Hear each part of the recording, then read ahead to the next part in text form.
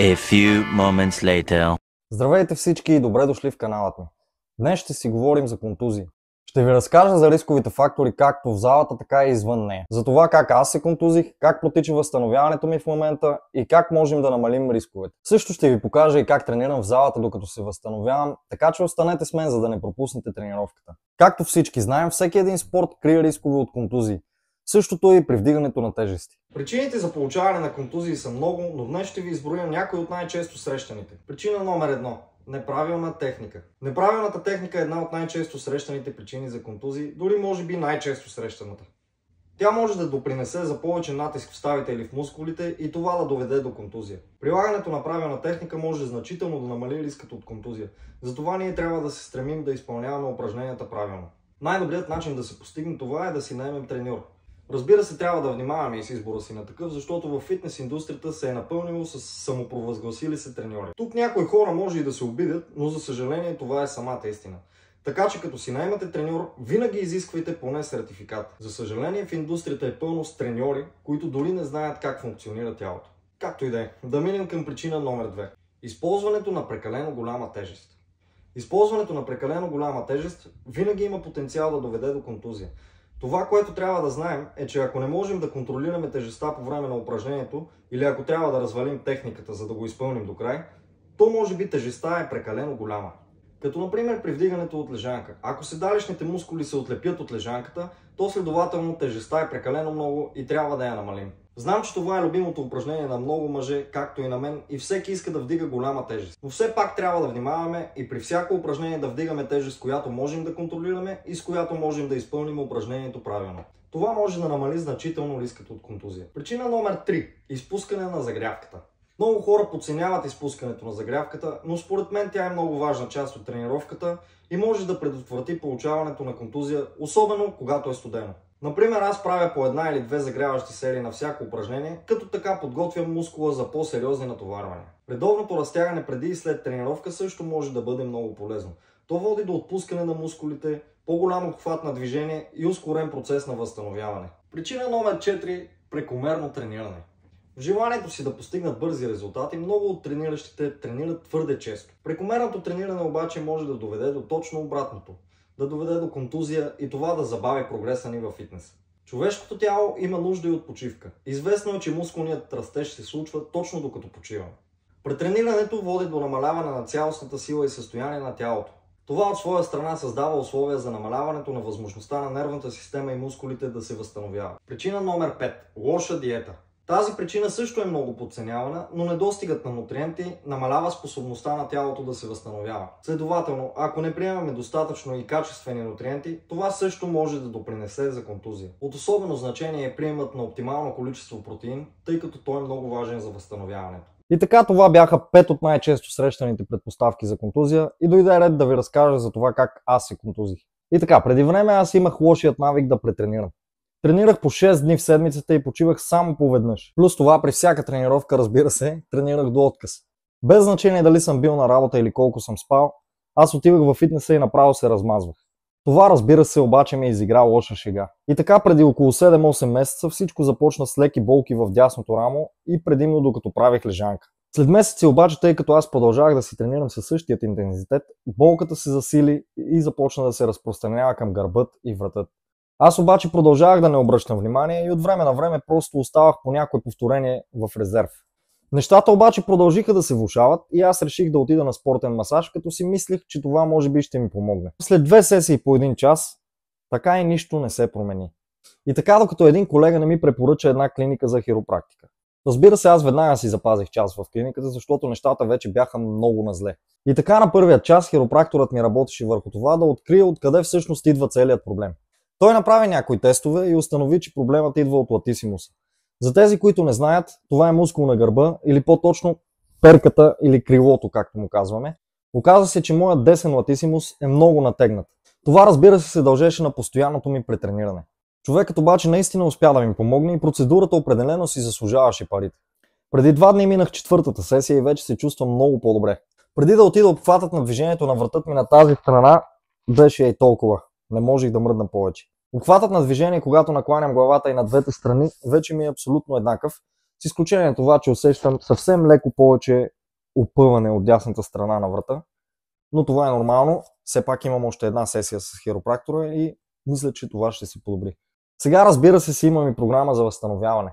Правя разтягащи упражнения извън фитнеса и в фитнеса преди тренировка. И също тренирам по-леко, което, разбира се, влияе и на моята мотивация. Понякога отивам на фитнес без абсолютно никаква мотивация, обаче тук дисциплината ме държи.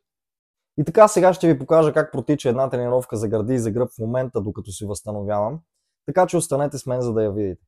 За съжаление обаче батерията на микрофонът ми падна и ще трябва да говоря върху видеото във фитнеса. One eternity later. И така, намираме се във фитнеса и започвам с разтягане. Няма да показвам много от това и ще караме по същество. Започвам с лежанка, като правя първата си загряваща серия с 60 кг, което е с 10 кг по-малко от моето собствено тегло. Правя няколко повторения с това и продължавам с следващата загрявка.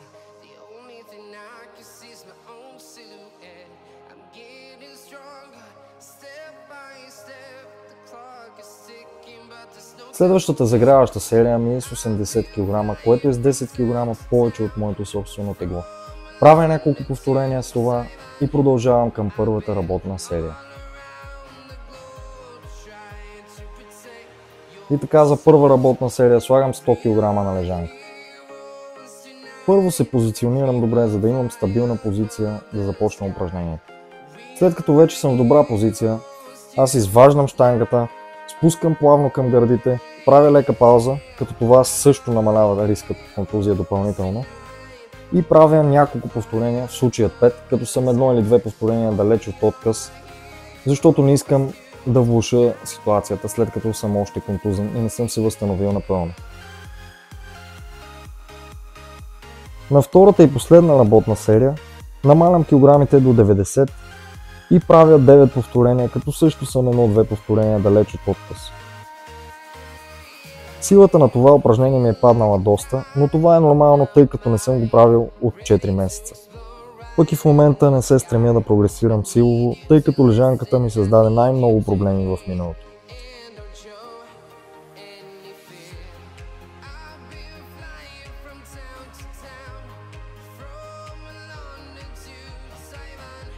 Продължавам към второто упражнение, което е флайс. Отново се позиционирам добре на лежанката и правя една загряваща серия.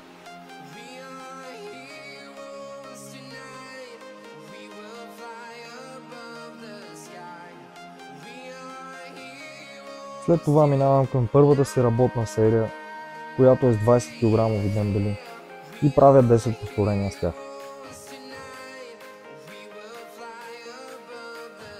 Разбира се, между сериите се хидратирам, тъй като това също е много важно. Следващата серия ми е с 17 кг и половина и също правя 10-12 повторения. Тук отново не се стремя да напълвам до отказ, тъй като не искам да влуша нещата.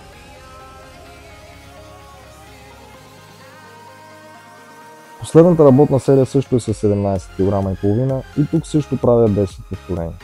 По принцип правя по 3 упражнения за гръб и за гърди, обаче тук изключвам по едно упражнение и за двете, тъй като искам да намаля обемата. И продължаваме към следващото упражнение, което е за гръб, и това е дърпане на долен скрипец с тесен хват. Правя първата си загряваща серия отново с 60 кг. Правя няколко бързи повторения и след това продължавам към първата си работна серия. При първата работна серия увеличавам килограмите на 80.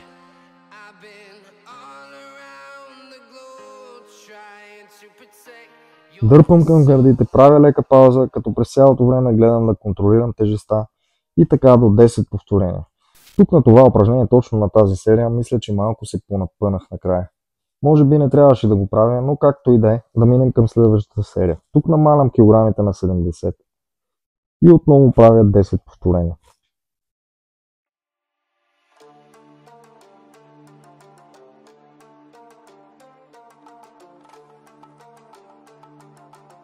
Третата и последна серия отново правя с 70 кг, като отново правя 10 повторения.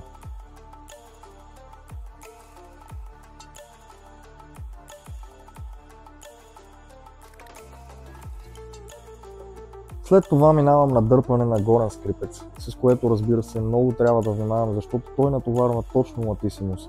Тук правя само 6 повторения и гледам да съм далеч от отказ, защото както казах, това упражнение натоварва директно латисимуса, а моят проблем идва точно от там.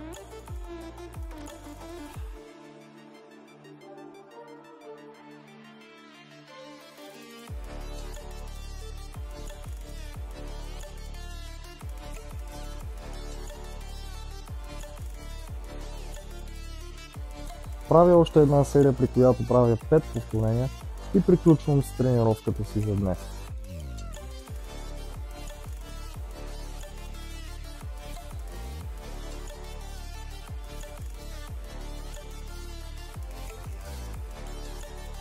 A few moments later. И така, приятели, това беше всичко от мен за днес. Надявам се нещата, които казах, да са ви полезни и да не допускате моята грешка. Ако искате да ме подкрепите, моля, абонирайте се за моят канал, като натиснете и камбанката, за да получавате известие за всяко следващо видео, което ще кача. Благодаря ви, че ме гледахте. Чао и до следващия път!